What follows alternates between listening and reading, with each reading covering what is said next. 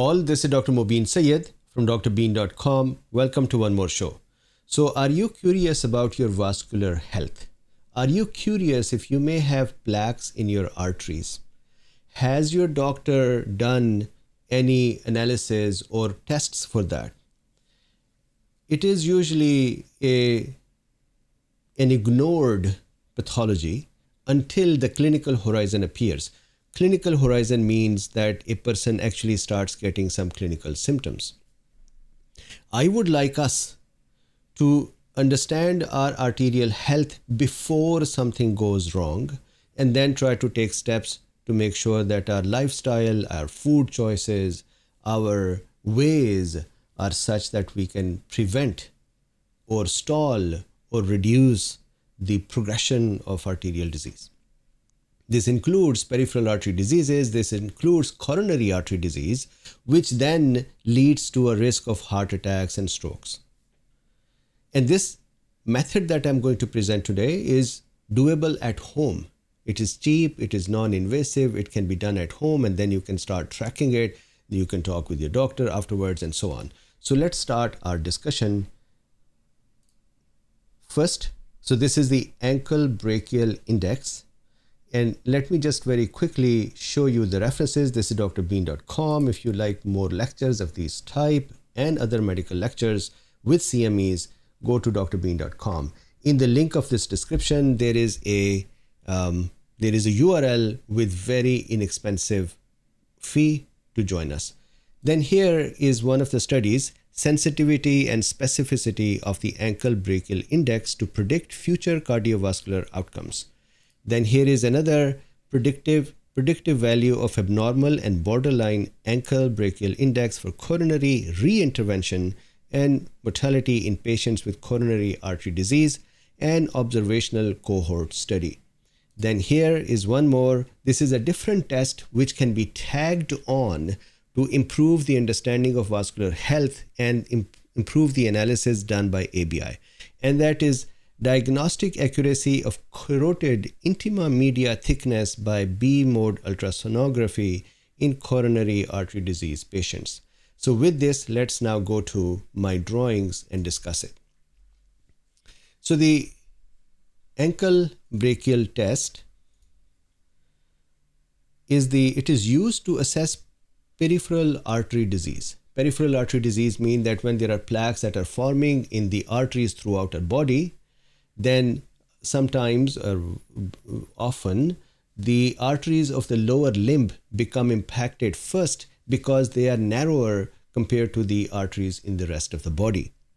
And because of that, the muscle cramps and the muscle pains and easy fatigability, even hair loss, muscle wasting in the lower limbs can occur because of the peripheral artery disease. However, the same test has a correlation with coronary artery disease as well, because when the plaques are forming in the blood vessels, they normally form everywhere. So if there are plaques in the blood vessels of the or arteries of the leg, then there may be plaques in the coronary artery as well. The healthcare professionals notice the sensitivity is 16.5%, and I'll explain that low sensitivity means what. And then specificity is 92.7% for coronary artery disease of this test. What that means is, if this test, you do that at home, maybe right now while we are talking, you do that at home, and if it says that you're fine, if the test results are negative, then that is not a very reliable indicator. Maybe you still have a disease and the test is just not picking it up. On the other hand, specificity is very high, 92.7%, which means if this test shows a positive result that the disease is present, then there is a fairly high chance or confidence that disease is present. So this is an important thing to keep in mind. Now, how do we do that? So my request to you is that please take your digital BP apparatus and take your blood pressure in your right arm, in your left arm, And when you do the blood pressure readings, you get systolic and diastolic, just write them down. Similarly, take your blood pressure at your right ankle and left ankle. So you put the cuff just above the bones of the ankles and at the lower part of the leg. If you are in a clinical setting, there the technicians are actually much more, of course, technical and experts. They will find your arteries with Dopplers and then they'll put the cuff correctly. But we can do this at home as well with fairly easy and reliable answers. So take the blood pressure in all of these 4 areas. Then what you do is, here is a formula. Ankle brachial index is, take the higher of the systolic blood pressure in the arms, the higher number, highest number that you see in both arms, take that, put that in denomination, and then take the highest of the ankles and put that on top and divide them. The index that will be produced is the ankle brachial index. The normal range is from 0.9 to 1.5. There are some literature where they write more than 1.3 is the upper range, meaning abnormal above 1.3. There is some literature that says above 1.4. There is some literature that says 1.5. So I took 1.5. It is the lower side that is more concerning. Upper side is also concerning, but not as much as the lower side can be. So I'll wait for a second while you do this. And for the blood pressure, please realize, I'm going to go to the next one here. The white coat hypertension is a fact of life. That is, when you're going to start doing it, you are going to become a little concerned that I have no idea what the result will be. I'm nervous that it would show some arterial disease and now I have a problem at my hand and I'm better off not knowing it. And so all of those thoughts would start creating hypertension. So just be aware of that. And one way to defeat that is, number one, if you are hypertensive, then just don't do it. Don't spike your hypertension. Talk with your doctor. But if you are relatively healthy, do this test. And what you do is you calm yourself down, you lie down, listen to some music or whatever makes you relaxed. Plus, you can do repeated measurements. Let's say 3 times on the right arm, 3 times on the left arm, 3 times on the ankles, 3 times on the left and right ankles. You can even repeat this a few days so that you psychologically become more familiar with the test and you accept it, that I'm doing it, and your body stops reacting to that nervousness. So with this, I'm going to show you my worked example. So day before yesterday, when I did it for the first time, I was quite nervous. I thought I'm going to end up with the indicator that I am positive. And so my blood pressure was changing even while I was going from right arm to the left arm to the legs. However, I repeated that multiple times. And then last night when I did it, I was relaxed and it was fairly comfortable in all of my limbs. So here are my numbers. My name, of course, Mubin Sayed, date 8/14, age, you should guess, right arm was 112 by 74. So systolic was 112 and that is what we care for. Left arm, systolic was 113, diastolic 76. So here out of both arms, the higher systolic is 113. So that is the number that's going to go in the denominator. Then the right leg or ankle and left leg or ankle, 129 by 84. When I did that the day before, this was all over the place. But anyways, 129 will become the higher number. Now you plug that into the equation, which is higher of the ankles divided by higher of the arms. Why is that? We take the arms as the standard blood pressure that we would expect everywhere. Why? Because the blood vessels of the arms are not that narrowed yet. Plus they are closest to the heart. So the blood pressure over there, we can take that as a standard expected blood pressure everywhere else. And then we use that as a normal blood pressure. And then we see how much difference is present in the legs. So here 129 for me from highest of the ankles, both ankles, and then divided by 113, which is highest of both arms. And my answer is it was 1.14, that is my ABI. So this falls within the normal range. Now, a bit of technicality. When we say sensitivity and specificity for this test, here is a study where they looked at the sensitivity and specificity of this test for carotid artery disease. And here is what they write. A sensitivity and specificity of low ankle brachial index to predict incident coronary heart disease were 16.5%, that is sensitivity, and 92.7%, that was specificity.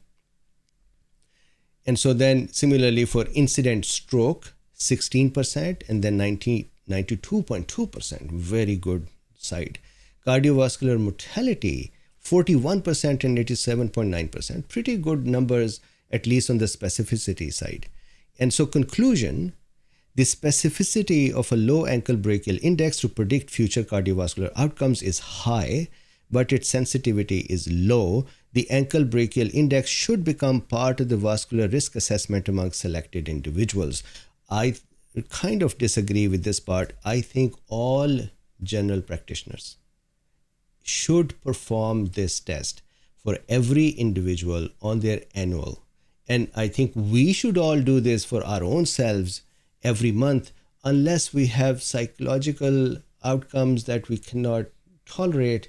In that case, talk with the doctor and see if it is something that you can work with. Now, sensitivity and specificity, some more clarity there. Remember the normal range from 0.9 to 1.5. This range, if your number is here, the sensitivity is less. That means this number is less reliable to say you do not have the disease. So if it falls in the normal range, it isn't as reliable.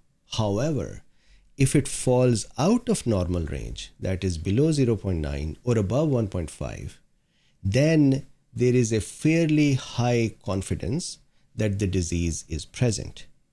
So the specificity is high.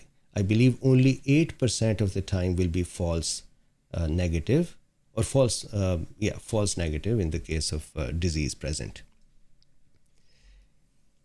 Now, predictive value of abnormal and borderline ankle brachial index for coronary reintervention. This is another study. There are tons of studies about this. I just picked up some. This study says that somebody who had a coronary artery disease and have had intervention, if you look at their ankle brachial index, it can predict a need for reintervention. And so this study has looked at that association. So if you see here, I'm just going to go to the conclusion. You can pause this and read here. Abnormal and borderline ABI significantly increased the incidence of clinically indicated coronary revascularization and all-cause mortality during a 4-year follow-up among patients with coronary artery disease. So patients who already have coronary artery disease, if you start measuring their ankle brachial index for a 4-year continuous measurements, it seems that the ABI is able to demonstrate a significantly increased risk of clinical outcomes. That means it is a very valuable test to be done and cheap enough we can do it at home. Hence, ABI could be used to stratify extremely high-risk patients with coronary artery disease who may require aggressive surveillance or treatment. Now, because ABI is less sensitive, it may be interesting for us to combine it with some other tests that would help improve this. Of course, angiography is possible, but that is quite an invasive one. There are dyes that are given. CT is possible for coronary artery diseases, but CT has its own limits with the coronary artery disease. Exercise tolerance test is possible. The exercise tolerance test only detects coronary artery disease if the narrowing is more than 50%. And so there are some other tests as well. I like this one, the one that I'm presenting now. This is called Carotid Intima media thickness. It is an ultrasound that is done on our carotid arteries that are in our neck. And with the ultrasound, they find out what is the thickness of this artery. And of course, if the carotid artery is thickened, then that means other arteries also have plaques and atherosclerosis and thickened, including coronary arteries as well. And if you see the specificity and sensitivity of this one, you see it is sensitivity of B mode ultrasonography was found to be 78% and specificity 75%, positive predictive value 75.72 and negative predictive value 77.31. Carotid ultrasonography can be utilized as a valuable screening tool due to having several advantages, including ease of application, reproducibility, low cost, and strong correlation with atherosclerosis. Now, how cheap it is? I looked around and I saw that there are tests offered by various companies starting from 159 to 250. And 159 test also had the abdominal aortic aneurysm test, and it had some other tests thrown in as well, meaning there was a lot that they were telling us. So if we combine these two, non-invasive, cheaper, one done at home, one done easily outside with an ultrasound on the neck, we can understand our arterial health. I think after COVID, it is up to us to understand our vascular health, to understand the progression of that health or maintenance of that health, deterioration of that health, and that can be started with, of course, the ABI. So I hope that during this talk you did it or not. If not, then you would do it afterwards. But start making a chart of it. So if I go to my discussion of it,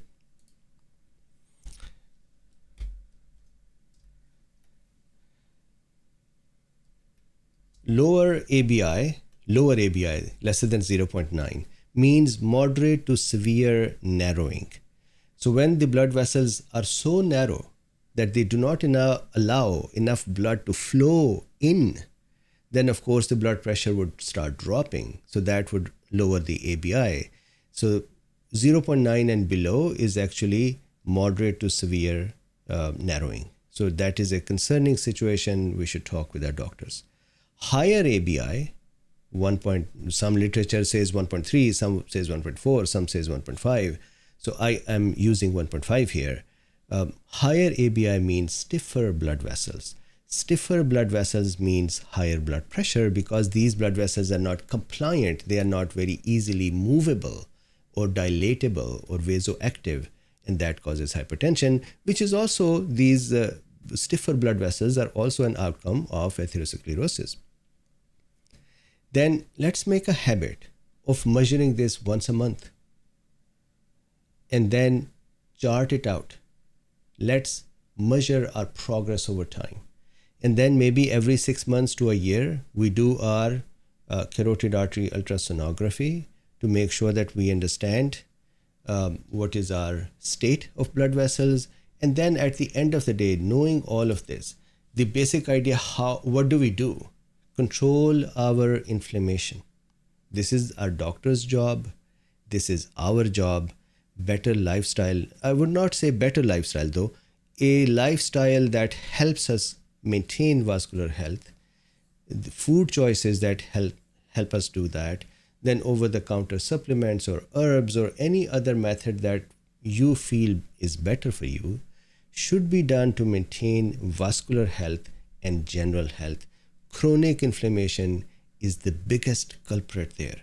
It is the culprit for majority of the chronic diseases, non-communicable chronic diseases, and we should actually maintain that. And here is our start. With this, thank you very much. Share it with others as well who can benefit from this. And please, it is not necessary that only people who are at risk should do it. We all should do it, even if we are 20, 30 years young, because we have to understand how our arteries are behaving, and that would, for example, let's say I'm 30 years and my indexes are fine today, but a year later they look not that great. That means I'm doing something that is causing that problem, and I should assess and then try to improve. So this is the discussion. Thank you very much for your time. I would see you again. Like, subscribe, and share. There are links in the description of this video to get access to drbeen.com with more lectures. I just finished the inflammatory pathways lectures there. And then before that, pain management lectures there. And then there are also links if you would like to support this work. Thank you very much, and talk to you again.